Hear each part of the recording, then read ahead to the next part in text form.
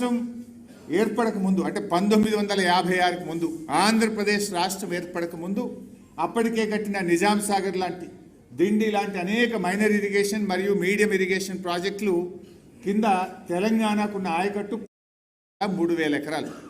అంటే ఆంధ్రప్రదేశ్ రాష్ట్రం ఏర్పడక ముందే మన ప్రాంతంలో మైనర్ మీడియం ఇరిగేషన్ కింద కాకతీయ రెడ్డి రాజులు కానీ నిజాం నవాబు కానీ వేరియస్ ప్రోగ్రామ్స్లో మనకు వచ్చిన ఆయకట్టు 16,03,000 ఎకరాలు.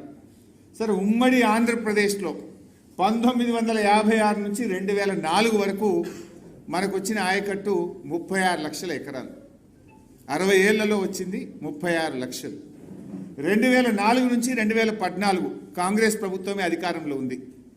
ఆ 10 ఏళ్లలో వచ్చింది ఎంత అంటే 5,71,000 కొత్త ఆయకట్టు, స్టెబిలైజేషన్ 93,000, అంటే 6,64,000 ఎకరాలకు వచ్చింది.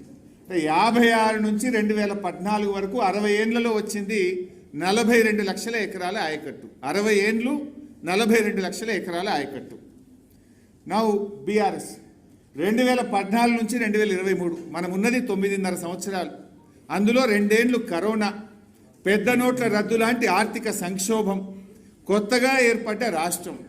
అయినా 9.5 ఏళ్లలో బీఆర్ఎస్ సాధించిన ఆయకట్టు 31,50,000 ఎకరాల స్టెబిలైజేషన్, 17,24,000 ఎకరాల కొత్త ఆయకట్టు, మొత్తం 9.5 ఏళ్లలో 48,74,000 ఎకరాల ఆయకట్టును సాధించింది బీఆర్ఎస్ ప్రభుత్వం, కేసీఆర్ గారి నాయకత్వం.